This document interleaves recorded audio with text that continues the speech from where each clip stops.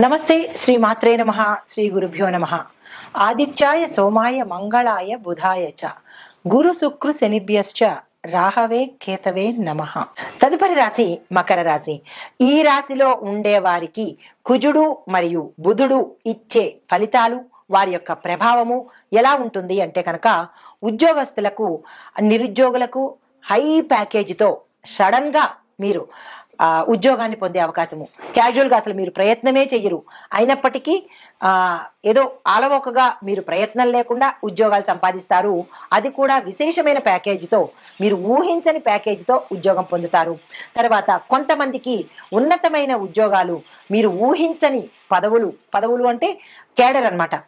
మామూలు చిన్న స్థాయి నుంచి మేనేజరు, డిప్యూటీ మేనేజరు, ఇలా హై ఎండ్ ప్రమోషన్స్ వచ్చే అవకాశము, కేడర్ తీసుకునే అవకాశము కనబడుతోంది.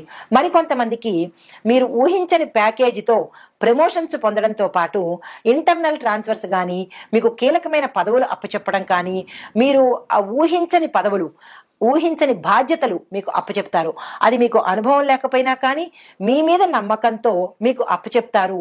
మీరు విశేషంగా వారి నమ్మకాన్ని చూరగొంటారు.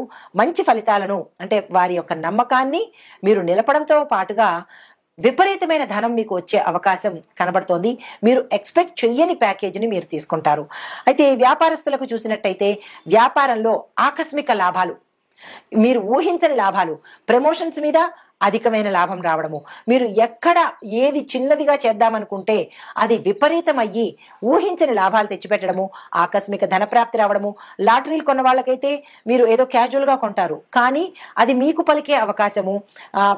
విదేశాల్లో పెట్టుబడులు క్యాజువల్గా మీరు మాట్లాడతారు, మీతో టైఅప్ పెట్టుకోమంటారా అని, కానీ వాళ్ళు వెంటనే ఎస్ అనడము, దానికి సంబంధించిన మీరు ఊహించినటువంటి పర్సంటేజ్ మీకు ఆఫర్ చేస్తారు. ఎక్స్పోర్ట్స్ ఇంపోర్ట్లో బిజినెస్ చేసే వారికి కూడా మీరు ఊహించని లాభం వస్తుందన్నమాట.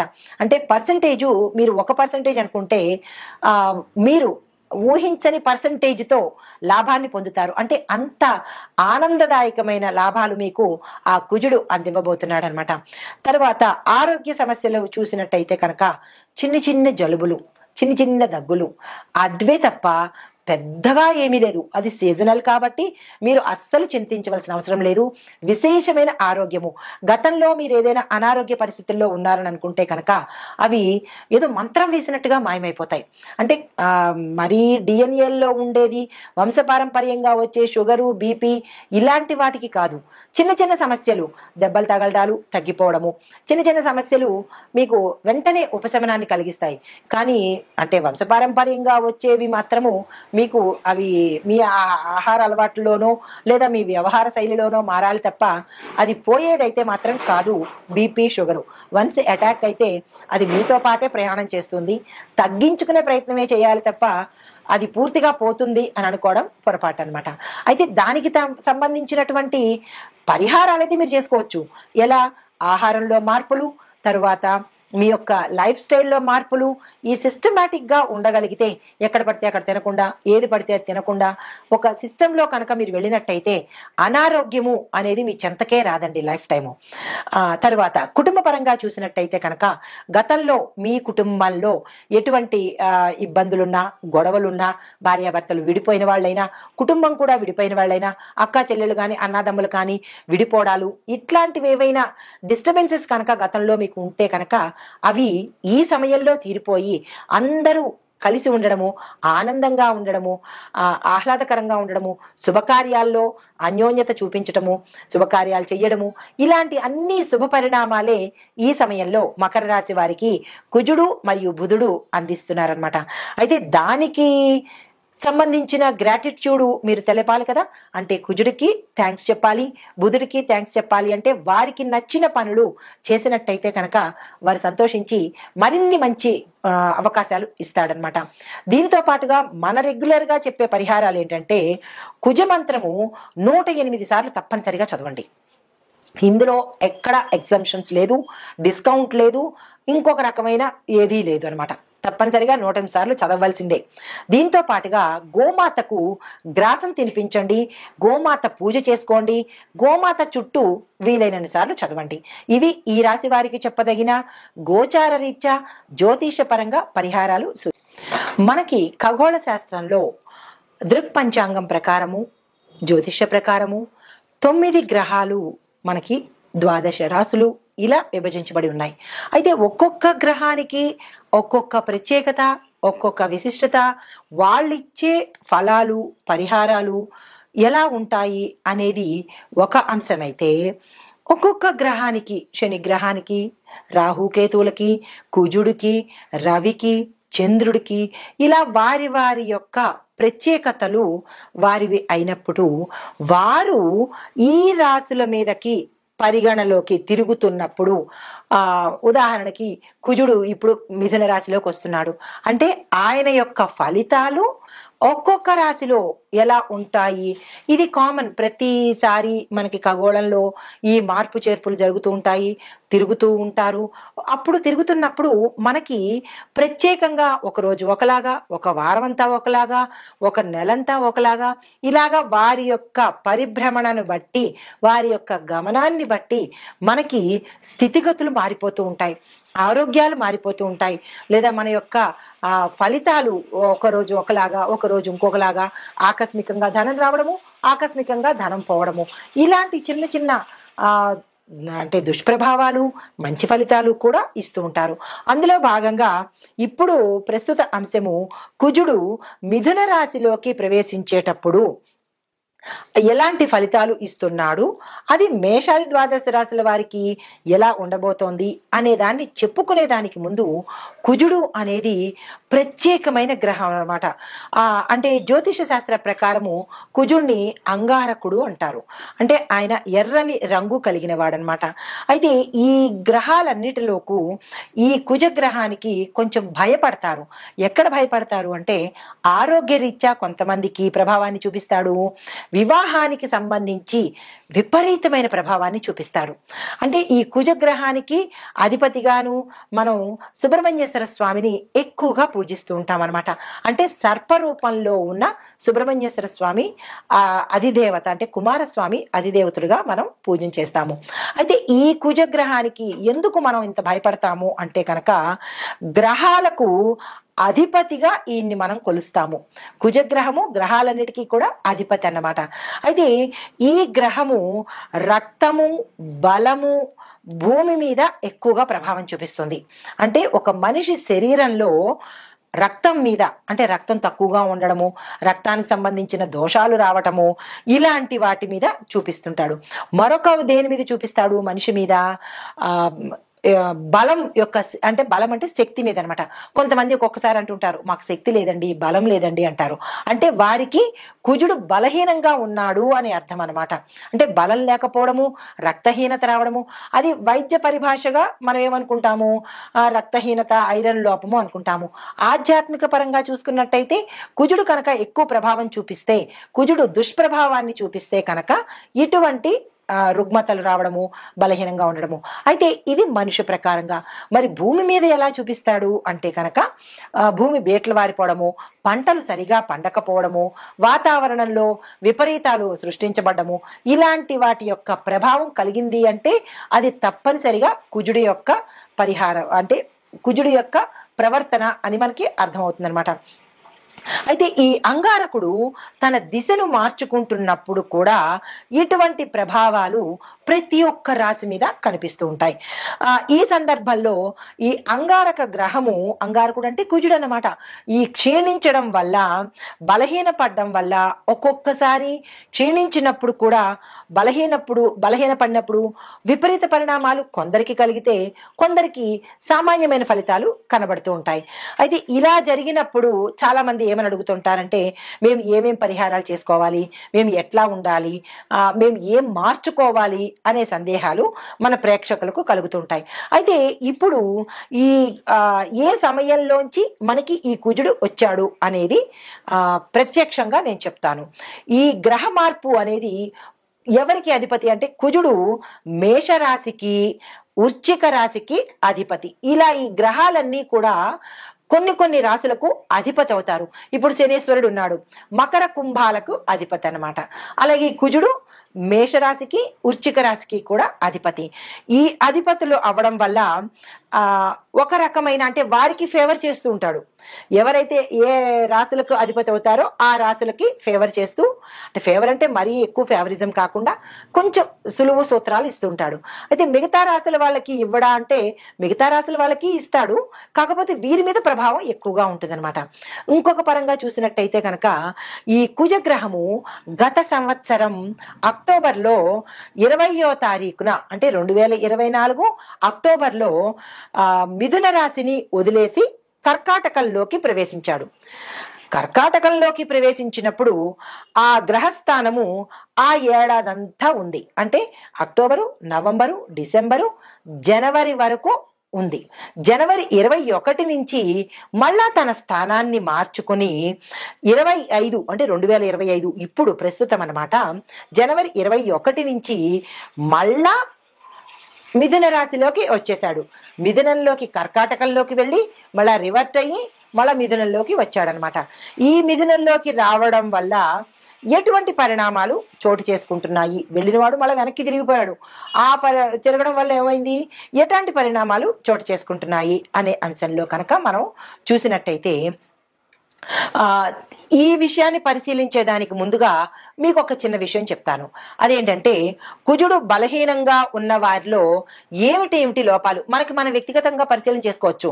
అది ఎలా పరిశీలన చేసుకోవాలి అనేది ఒక్కొక్క పాయింట్ చెప్తాను, వినండి. మనలో ఆత్మవిశ్వాసం పోతుంది, అంతవరకు కాన్ఫిడెంట్ గా ఉంటాం. ఎస్, నేను ఏదైనా చేయగలను అని కాన్ఫిడెన్స్ ఉంటుంది. ఎప్పుడైతే కుజుడు బలహీనపడ్డాడో అప్పటి వరకు బాగున్న వాళ్ళు ఏమంటారు, నేను ఈ పని చేయలేను, నేను చాలా బలహీనంగా ఉన్నాను, నాకు అసలు బాగోలేదు, నేను చేయగలనా అని ఒక నిరాశలోకి వెళ్ళిపోతారనమాట. అప్పుడు మనం ఏం గ్రహించుకోవాలి, ఓహో కుజుడు బలహీనపడ్డాడు అని ఒక చిన్న ఇండికేషన్ అనమాట. దీనితో పాటుగా ఏమిటి, తొందరగా అనారోగ్యం పాలైపోతారు. రెండో పాయింట్, ఫ్రీక్వెంట్ గా హెల్త్ ఇష్యూస్ వస్తుంటాయి, జలుబు, దగ్గులు, ఇలా ఏవేవో హెల్త్ ఇష్యూస్ వస్తుంటాయి. అలాంటప్పుడు కూడా మనం ఏం గమనించుకోవాలి, కుజుడు బలహీనపడ్డాడు అనే అంశాన్ని పరిశీలన చేసుకోవాలి. మూడో పాయింట్ ఏంటంటే ఏ నిర్ణయాలు తీసుకోవాలన్నా తటపటాయిస్తుంటారు. అది ఎవరైనా విద్యార్థులు కావచ్చు, ఎవరైనా మనిషి ఏదైనా నిర్ణయం తీసుకోవడానికి పదే ఆలోచిస్తుంటాడు. మనం కూడా ఏమనుకుంటుంటాం, ఇది చెయ్యాలా వద్దా, వద్దులే అని కాసేపు, లేదు తప్పనిసరిగా చెయ్యాలి అని మరుక్షణం అనుకుంటాం. మళ్ళా ఏమంటారు, వద్దులే అని డైలమాలో సందిగ్ధంలో పడతారు. అలాంటప్పుడు మనం ఏమనుకోవాలి, ఇది ప్రతి ఒక్కరికి ప్రతి జీవితంలోనూ అనుభవంలోకి వచ్చిందే, కావాలంటే మీరు చెక్ చేసుకోండి. అప్పుడు మనం ఏమనుకోవాలి, కుజుడు మనకి బలహీనపడ్డాడు అని మనం వెంటనే గుర్తు తెచ్చుకోవచ్చు. ఇది మూడో పాయింట్. ఇక నాలుగో పాయింట్ ఏంటంటే ఇంట్లో పిల్లలకు, పెద్దవాళ్ళకి ఇలాగా, చిన్న పిల్లలకి తరచూ అనారోగ్యం రావడం, ఊరికే పడిపోతూ ఉండడము, ఊరికే దిష్టి తగులుతూ ఉండడము, వారు ఏ పని మీద ఇంట్రెస్ట్ చూపించకపోవడము, కడుపు నొప్పని, తలనొప్పని ఏదో సాకులు చెప్తూ ఉండడము, ఇలా వాళ్ళు ప్రవర్తిస్తున్నారు అంటే కనుక తల్లిదండ్రులకి వెంటనే గుర్తుకు రావాలి, ఏమని, మనకి కుజుడు బలహీనంగా ఉన్నాడు అనే అంశాన్ని గుర్తు తెచ్చుకోవాలి. ఇది నాలుగో పాయింట్ అన్నమాట. అయితే శరీరంలో కొంతమందికి రక్తము తగ్గిపోతూ ఉంటుంది. రక్తం ఎప్పుడైతే తగ్గిపోయిందో వైద్యపరంగా ఏం చెప్తాం, ఎనీమియా వచ్చేసింది, వీళ్ళకి రక్తహీనత వచ్చింది అని డాక్టర్లు చెప్తారు. కానీ డాక్టర్లు ఏం చెప్తారు, మందులు చెప్తారు తప్ప వాళ్ళకి ఆధ్యాత్మిక పరంగా తెలియదు కదా, జ్యోతిష పరంగా తెలియదు కదా. జ్యోతిష పరంగా మేమేం చెప్తాము అంటే, కుజుడు బలహీనపడ్డాడు కాబట్టి కుజుడుకు సంబంధించిన గ్రహాలు శాంతి చేయించుకుంటే, ఎందుకు, కుజుడు రక్తం మీద ప్రభావాన్ని చూపిస్తాడు కాబట్టి దానికి సంబంధించిన పరిహారాలు చేసుకోవాలి. అది తప్పనిసరిగా మనకి జాతకంలోనే బయటపడుతుంది. డాక్టరు నాడి పట్టుకుంటేనో స్టెత్ పట్టుకుంటేనో కళ్ళు చూస్తేనో రక్తం లేదు అని చెప్తాడు. జ్యోతిష్యులు ఏం చెప్తారు, జాతక పరిశీలన చెయ్యంగానే అందులో మీకు కుజదోషం ఉంది కాబట్టి మీకు ఈ పరిస్థితులు వస్తున్నాయి అనే అంశాన్ని చెప్తారు. అంటే ఇటు వైద్యపరంగానూ కరెక్టే, ఇటు ఆధ్యాత్మిక పరంగానూ కరెక్టే. రెండు మనం తీసుకోవాలి. ఈ రెండు తప్పనిసరి, ఒకటే బేస్ మీద కాకుండా. అయితే దీనికి మనం ఏం చేసుకోవాలి అంటే కనుక ఎక్కువ క్యారెట్ తీసుకోవాలి. అంటే రక్తం తక్కువ ఉన్న వాళ్ళకి రెమెడీస్ చెప్తున్నాను. క్యారెట్ తీసుకోండి, టమాటాలు తీసుకోండి, బీట్రూట్లు, పప్పు, బెల్లము, ఇటువంటి పదార్థాలు మీరు తీసుకుంటూ ఇవే పదార్థాలు దానంగా ఇచ్చేయండి. అంటే వైద్యపరంగా మీరు ఇవి తింటూ ఉండాలి, ఆధ్యాత్మిక జ్యోతిష పరంగా ఇవి దానాలు ఇవ్వాలి. ఇస్తే అటు డాక్టర్ని మీరు సాటిస్ఫై చేసినట్టు, ఇటు గ్రహాల్ని కూడా సాటిస్ఫై చేసినట్టు అనమాట. గుర్తుపెట్టుకోండి, ఇవి మీరు దానంగా ఇవ్వాలి. దీనితో పాటుగా సాధ్యమైనంత వరకు డాక్టర్లు ఏం చెప్తుంటారు, ఎక్కువగా మీరు నేల మీద పడుకోండి, దిళ్ళు పెట్టుకోకండి అని చెప్తుంటారు కదా, అది వైద్యపరంగా. అయితే ఇప్పుడు జ్యోతిష పరంగా కూడా మనం ఏం చేయాలి, కుజగ్రహం తక్కువగా ఉన్నప్పుడు, బలహీనంగా ఉన్నప్పుడు తప్పనిసరిగా మీకు ఈ సిమ్టమ్స్ కనపడుతుంటే నేల మీదే పడుకోండి. ఎందుకు అంటే కుజుడు అంటే అంగారకుడు భూమిపుత్రుడు కదా, కాబట్టి భూశయనం తప్పనిసరి అన్నమాట. అప్పుడు కొంత గ్రావిటేషనల్ పవర్గా, అంటే నేను మీకు రెండూ చెప్తున్నాను, ఆధ్యాత్మికంగాను చెప్తున్నాను, అంటే ఆధ్యాత్మికం అంటే జ్యోతిషపరంగాను చెప్తున్నాను, ఇటు వైద్యపరంగాను చెప్తున్నాను. ఈ వైద్యపరంగా కూడా ఏం చేయొచ్చు, మనం నేల మీద పడుకోవచ్చు. నేల మీద ఎందుకు అంటే భూమికి గ్రావిటేషన్ పవర్ ఉంటుంది కాబట్టి మనలో ఏదైనా శక్తిహీనత ఉంటే, వెంటనే నెగిటివిటీ ఉంటే అది భూమి తీసేసుకుంటుంది అనమాట. ఆ పరంగా భూమి మీద పడుకోమని చెప్తారు. ఇటు జ్యోతిష పరంగా అంగారకుడు భూమిపుత్రుడు కాబట్టి భూశయనం చేస్తే మనకి రక్త ప్రసరణ ఎక్కువగా, నరాలు యాక్టివేట్ అయ్యి రక్త ప్రసరణ వృద్ధి అవుతుంది. ఇది రెండు పరంగా చెప్తున్నాను, జాగ్రత్తగా వినుకోండి. దీంతో పాటుగా ఏం చేయొచ్చు అంటే కనుక ప్రతిరోజు సూర్యుడికి నమస్కారం పెట్టాలి, తప్పదు. సూర్యుడికి నమస్కారం పెడితే కొంత పరిహారం కలుగుతుందన్నమాట. దీనితో పాటుగా మరికొంత ఏంటంటే చిన్న చిన్న పరిహారాలు చెప్తాను, ఆ పరిహారాలు జ్యోతిష్య పరంగా చెప్తాను. ఇప్పుడు కుజుడు మనకి ఎలాంటి ఫలితాలు ఇస్తాడు అనే అంశాన్ని చూసాం కదా. అయితే ఈ కుజదోష నివారణలు మనం ఆధ్యాత్మిక పరంగా జ్యోతిష పరంగా ఎలా చేసుకోవాలి అనేది ఒక్కొక్క పాయింట్ గా చెప్తాను. వీలైతే నోట్ చేసుకోండి, లేదా అంటే మళ్ళా చూసుకోండి. చాలా మోస్ట్ ఇంపార్టెంట్ అయిన రెమెడీస్ నేను మీకు అందిస్తున్నాను. కుజదోష నివారణకు శివాలయంలో ఏకాదశ రుద్రాభిషేకం చేయించుకోవాలి. మొదటి పాయింట్. 7 మంగళవారాలు చేయించుకోవాలి. మీకు సందేహం రావచ్చు ఎన్ని సార్లు చేయించుకోవాలి అని. 7 మంగళవారాలు శివాలయంలో ఏకాదశ రుద్రాభిషేకం చేయించుకోవాలి, మొదటి పాయింట్. అది ఎప్పుడు చేయించుకోవాలి, ఉదయం 7 గంటల లోపల, ఇది ఫస్ట్ పాయింట్. తరువాత నాగుల పుట్టను దర్శనం చేసుకొని పుట్టమన్ను చెవికి ధరించాలి, ఇది రెండో పాయింట్, తప్పనిసరిగా చేసుకోవాలి. మూడో పాయింట్, ఆదివారం నాడు ప్రతిరోజు అంటే ప్రతి ఆదివారం నాడు సాయంత్రం 4:30 గంటల నుంచి 6 గంటల లోపుగా నిమ్మకాయ డొప్ప మీద దీపారాధన చెయ్యాలి. తరువాత సుబ్రహ్మణ్య అష్టకం చదవాలి, తప్పనిసరి, గుర్తుంది కదా. తరువాత మూడో పాయింట్, కుజదోష నివారణకు 12 రోజుల పాటు 9 సార్లు 12 రోజులు అంటే ఒక్కొక్క రోజు 9 సార్లు సుబ్రహ్మణ్యేశ్వర స్వామి అష్టోత్తర శతనామావళి చదవాలి, గుర్తుంది కదా. తరువాత నెక్స్ట్ది అష్టమూలిక తైలంతో సుబ్రహ్మణ్యేశ్వర స్వామి వారికి దీపారాధన తప్పనిసరిగా చేసుకోవాలి. మరి ఒక పరిహారము, శని ఆది సోమవారాల్లో అష్టమూలిక తైలంతో సుబ్రహ్మణ్యేశ్వర స్వామి వారికి మట్టి ప్రమిదలో ఎర్రని ఒత్తు వేసి దీపారాధన చేసుకోవాలి. ఎరుపు రంగు కుజుడికి ప్రతీక కాబట్టి, ఇష్టపడతాడు కాబట్టి ఆ పరిహారం తప్పనిసరిగా చేసుకోండి. తరువాత సుబ్రహ్మణ్యేశ్వర స్వామి కరావలంబ స్తోత్రము 11 రోజుల పాటు 80 సార్లు చదవాలి. ఇందులో ఎటువంటి డిస్కౌంట్లు లేవు, ఎటువంటి అమెండ్మెంట్స్ లేవు. మళ్ళా చెప్తున్నాను, కుజగ్రహము చాలా తీవ్రమైన పరిణామాలు ఇస్తాడు కాబట్టి చాలా జాగ్రత్తగా దగ్గర పెట్టుకొని మళ్ళా రాసుకునో లేకపోతే మళ్ళా చూసో ఈ పరిహారాలు ప్రతి ఒక్కరూ, కుజదోషం ఉన్నవాళ్ళు, అందులో ఇప్పుడు నేను చెప్పబోయే ప్రతి రాసుల్లో ఉన్న వాళ్ళు కూడా ఈ పరిహారం చెయ్యాలి. సుబ్రహ్మణ్య కరావలంబ స్తోత్రం 11 రోజుల పాటు ప్రతి ఒక్క రోజు 80 సార్లు తప్పనిసరిగా చదవాలి.